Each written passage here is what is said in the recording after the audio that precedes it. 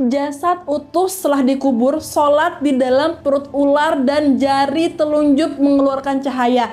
Hal ini dialami oleh satu orang dan beliau merupakan orang Indonesia atau berasal dari Indonesia. Siapakah dia? Ini dia kisahnya. Assalamualaikum warahmatullahi wabarakatuh. Ahlan wa sahlan. Masya Allah. Kaifa halukum jami'an? Alhamdulillah, semoga semuanya senantiasa dalam kesehatan, dalam keberkahan, dan dalam lindungan Allah Subhanahu wa Ta'ala. Amin, amin, amin, amin, ya Rabbal Alamin. Oke, kembali lagi bersama saya Wirdatul Qudusiyah yang akan membersamai teman-teman dalam beberapa waktu ke depan dengan cerita yang sangat luar biasa. Maka dari itu jangan kemana-mana, stay tune di channel Anda. Karena ini merupakan sebuah kisah yang sangat luar biasa, yang mind blowing banget, yang secara logika itu nggak bisa nyampe gitu di otaknya manusia. Karena beliau memiliki pengalaman seperti jasad utuh setelah dikubur selama bertahun-tahun dan pernah sholat di dalam perut ular, kemudian selamat, dan bahkan jari telunjuk mengeluarkan cahaya. Secara logika tidak bisa diterima, namun atas izin Allah, karena Allah memberikan karomah kepada beliau, beliau mengalami hal tersebut dalam hidupnya. Bagaimana kisahnya? Dan ini dia, isma'u jayyidan.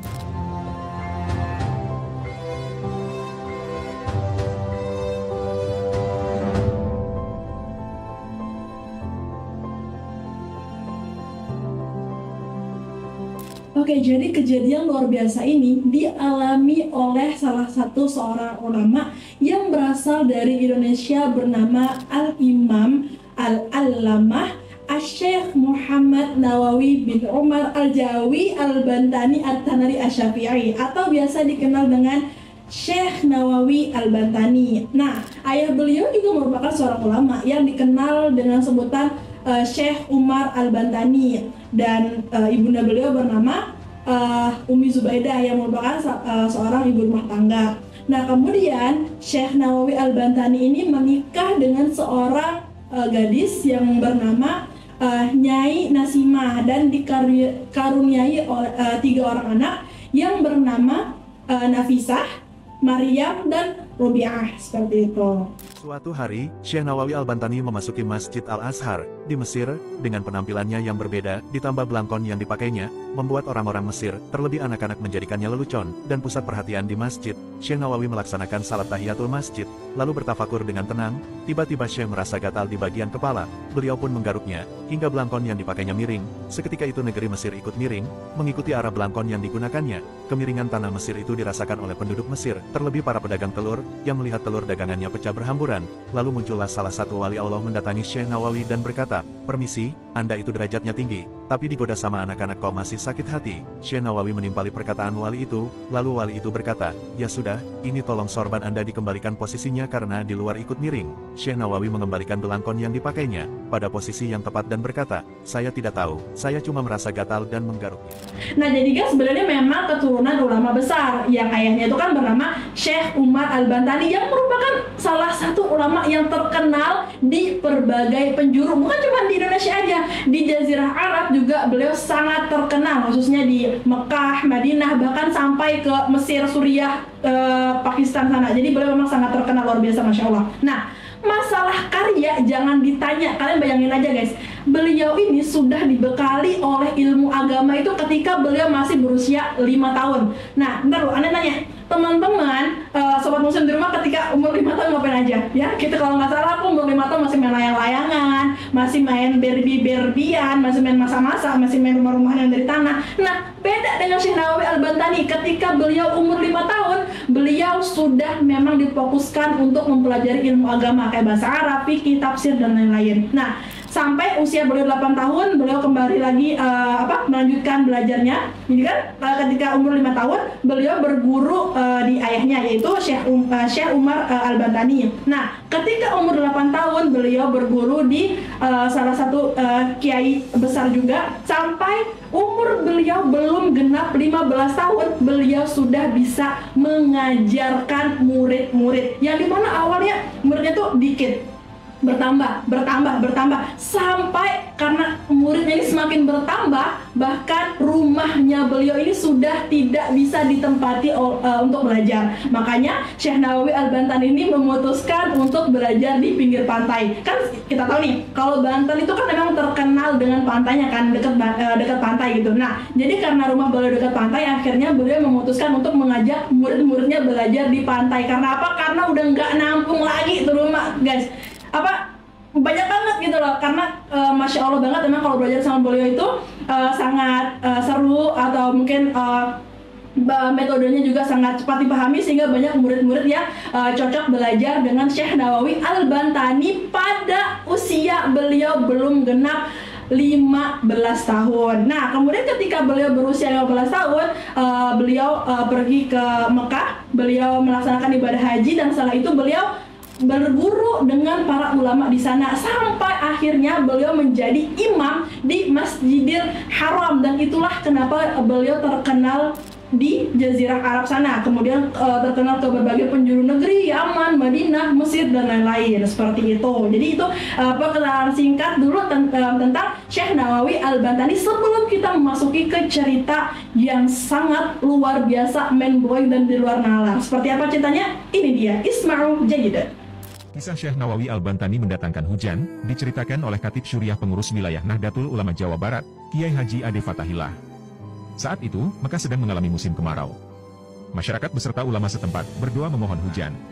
Akhirnya, Raja memanggil ulama asal Jawa, Syekh Nawawi Al-Bantani untuk berdoa. Semula, banyak yang heran, dan bahkan sangsi atas kealiman Syekh Nawawi.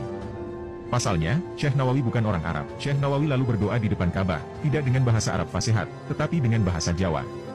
Tidak lama setelah berdoa, hujan pun turun. Itulah karomah wali Allah, Syekh Nawawi Al-Bantani, yang merupakan guru dari Maha Guru, beberapa ulama ternama di dunia dan Nusantara. Oke, kita masuk ke cerita yang pertama. Sebelum kita masuk ke cerita pertama, di sini aku mau memastikan ke teman-teman dulu nih. Teman-teman harus tahu terlebih dahulu apa itu karomah ya.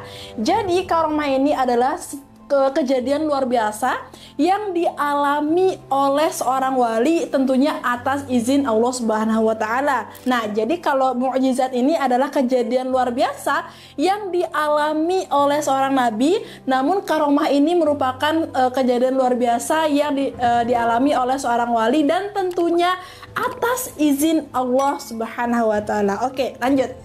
Kita masuk ke cerita yang pertama. Jadi kejadian ini terjadi ketika Syekh Nawawi Al-Bantani ini melakukan sebuah perjalanan, yang dimana ketika beliau melakukan perjalanan, beliau beristirahat di sebuah desa, yang dimana desa ini tuh kayak desa banget gitu. Maksudnya kayak perdesaannya tuh masih asri, masih pepohonannya tuh masih rindang, masih banyak sawah-sawah. Kalau vibes-nya tuh kayak ngedengerin seruling Sunda di pedesaan gitu, yang nah kayak gitu ya. Nah, jadi ketika beliau melakukan istirahat, beliau juga di situ juga melanjutkan untuk mengurus karya, pokoknya istirahat lah kayak gitu kan. Nah, ketika beliau istirahat, tiba-tiba terdengarlah suara azan dari sebuah masjid di kampung tersebut. Nah, jadi jadi masjid ini tuh juga merupakan masjid yang agak jauh dari pemukiman gitu. Jadi memang udah azan masih sepi gitu kan ya. Nah, jadi ketika dengar suara azan kayak alhamdulillah azan gitu. Kemudian beliau membereskan barang-barangnya dan beranjak ke masjid. Nah, ketika sampai di masjid, Syekh Nawawi ini kayak heran gitu. Ada keganjalan yang beliau temukan gitu. Kayak, loh, bentar. Kayaknya ada yang aneh nih. Nih orang-orang nggak ada yang mau jamaah ke masjid apa gitu kan? Karena masjid itu sepi guys, masalahnya satu orang pun gak ada gitu kan. Nah seperti yang kita ketahui kan emang masjid kampung itu kan sepi gitu kan. Jadi beliau tuh pikir oh emang mungkin masih dalam perjalanan gitu, atau mungkin ada beberapa yang merasa masjid jauh dari rumah sehingga memilih untuk sholat di rumah gitu. Pokoknya atau mungkin alternatifnya di masjid sebelah gitu. Jadi beliau berusaha untuk mengesampingkan pemikiran tersebut. Tapi yang menjadi pertanyaan terbesar di sini tuh adalah kayak, tapi bentar, oke, kalau jamaah nggak datang, it's okay nih. Tapi masalahnya azan tadi mana? Perasaan tadi ada orang azan di sini dan beliau yakin suara azan itu memang terdengar tuh dari masjid ini gitu kan. Jadi beliau celingak-celinguk gitu kayak nih yang azan mana gitu. Assalamualaikum, Pak. Jadi tapi nggak ada, beliau udah cari tuh nggak ada, tapi ya udahlah gitu kan. Mungkin beliau ternyata yang azannya habis azan mungkin ke kamar mandi gitu kan. Jadi atau mungkin ambil wudhu atau gimana gitu, wallahu alam gitu. Nah kemudian karena memang dirasanya udah kayak ya udahlah gitu kan, beliau akhirnya memutuskan untuk sholat sunnah dulu, kayak pokoknya sambil nunggu imam lah kayak gitu kan. Nah tapi beliau udah lama nunggu, kok ini imam nggak datang nih gitu kan. Yang azan juga nggak ada nih, mau azan tadi mana gitu kan. Karena beliau dirasa udah lama nunggu, akhirnya beliau memutuskan untuk qomat gitu kan. Allahu Akbar, Allahu Akbar, asyhadu la ilaha illallah, hatta akhir. Beliau qomat, terus ngeliat lagi tapi nggak ada orang, akhirnya beliau memutuskan untuk melakukan sholat. Mana tahu gitu kan, ketika beliau melakukan sholat, jamaah datang gitu, atau mungkin seenggaknya yang tadi azan deh gitu kan, karena masih janggal nih, serem juga gitu kan, yang azan pun nggak ada gitu. Jadi beliau memutuskan untuk sholat.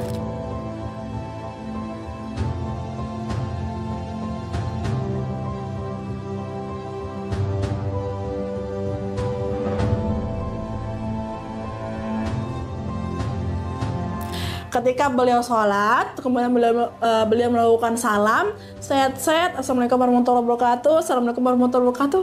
Beliau balik badan kok nggak ada orang gitu kan, tapi ya sudahlah kayak gitu kan. Kemudian beliau melanjutkan untuk berzikir, beliau melakukan pokoknya menyelesaikan kegiatan beliau dalam masjid tersebut kayak gitu kan. Nah kemudian karena masih penasaran, beliau nyari-nyari lagi nih, nggak ada. Tapi emang masjid ini emang sepi banget gitu. Mungkin entah karena faktor jauh dari pemukiman apa gimana, wallahu alam. Nah kemudian beliau karena emang udah kayak ya udahlah kayak gitu kan, akhirnya beliau memutuskan untuk meninggalkan masjid tersebut. Jadi beliau setelah melakukan sholat, beliau membereskan barang, kemudian bergegas untuk melanjutkan perjalanan beliau seperti itu. Nah kemudian Syekh Nawawi kan turun dari masjid, terus menggunakan sendal, barang-barangnya dibawa, kemudian keluar dari masjid. Nah tapi pas keluar dari masjid ini kayak masih ada yang ganjel gitu loh, kayak masih enggak nih, ntar ada yang nggak beres gitu, kayak kok